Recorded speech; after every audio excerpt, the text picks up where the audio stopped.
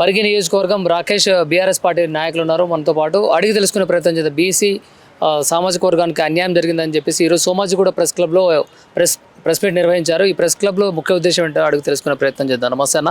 నమస్తే అన్న. చెప్పండి, ఏంటి ప్రెస్ క్లబ్లో ముఖ్య ఉద్దేశం ఈరోజు? ఒకటేనా, ఇలా అయింది మీటింగ్, ఇంతకు ముందు నుండి మీటింగ్ జరుగుతూనే ఉంది.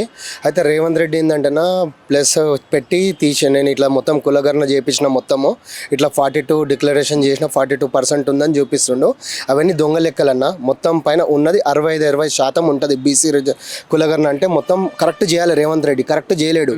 మొత్తం మా దగ్గరికి రాలేరు. మేము ఒక రజక బిడ్డలం, మేము మా దగ్గర కులగణన అయినా కాలేదు.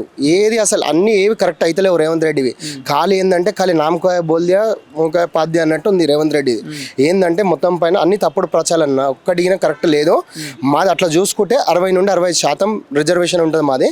అది కరెక్ట్ కావాలి. అన్ని ఇంకోటి కరెక్ట్ చేయాలైనా. ఇంకోటి ఏంటంటే కరెక్ట్ చేసలేడు రేవంత్ రెడ్డి.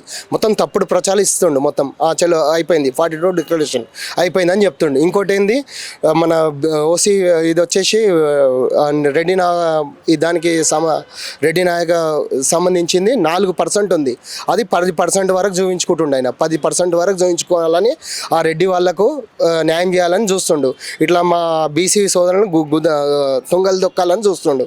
ఇది కరెక్ట్ కాదు రేవంత్ రెడ్డిది. ఇది కరెక్ట్. ఇంకోసారి సర్వే చేయండి మీరు, విన్నావా? ఇప్పుడు అందుకే మా కవితకి ఏమంటుందంటే మొత్తం పైన బీసీ కులకరణ మొత్తం పైన తప్పు ప్రచారం ఉంది. అందుకే 17 తారీఖున మేము రైలు రోకో చేస్తున్నాం. ఇది ప్రోగ్రామ్ ఖచ్చితంగా ఇది చేస్తున్నాం. ఇది మాత్రం 4% మాత్రమే ఉంది ఓసీలకి. ఇది 10% చూపించుకోవాలని చూస్తుండ్రు రేవంత్ రెడ్డి.